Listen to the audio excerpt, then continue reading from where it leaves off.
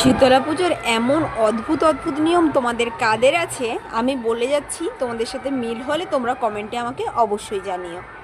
প্রথম কথা, বাড়ির যারা গিন্নি তাদেরকে সারা দিন মুড়ি খেয়ে থাকতে হবে এবং শুকনো মুড়ি, যাতে জল দেওয়া যাবে না, তবেই কিন্তু তারা গিয়ে ফলার করতে পারবে। যে কোনো বাড়ির একজন গুরুজনকে সেটা করতেই হবে। এই ফলারের নিয়ম তো আমার ভীষণ ভালো লাগে, আর আমার দাদা যেহেতু ফলার খেতে ভালোবাসে সেই জন্য একটু বেশি করে মাখাচ্ছে।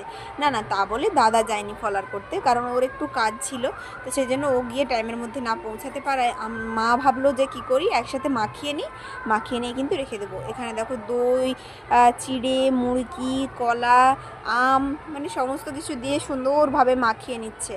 তো আমার খেতে তো এটা ভীষণ ভালো লাগে, জানি না আর কাদের ভালো লাগে কি না। অনেকেই তো নাক সিটকে এইটা দেখলে, এরকম চটকা দেখলে, কিন্তু আমার তো এটা দারুণ লাগে। আমি ছোটো থেকেই ফলার করে আসছি মায়ের সাথে আমাদের দেশ পুজোর দিন। তো এইটা তো এক নম্বর গেল যে শুকনো মুড়ি খেয়ে থাকতে হয়। সেকেন্ড, তোমরা জানো যে ফলার মানে ফলার বা যে কোনো উপোস দেওয়ার আগে জল ঢেলে তারপর কিন্তু উপোসটা ভঙ্গ করতে হয় খেয়ে। কিন্তু আমাদের এই শীতলা পুজোর নিয়মটা ঠিক উল্টো। ফলার খাওয়ার পর গিয়ে মন্দিরে জল ঢালতে হয়।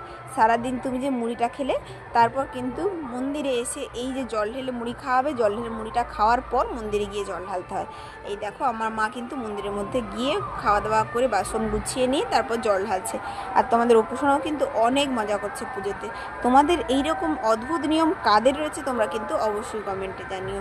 ভগবান সকলের মঙ্গল করুক।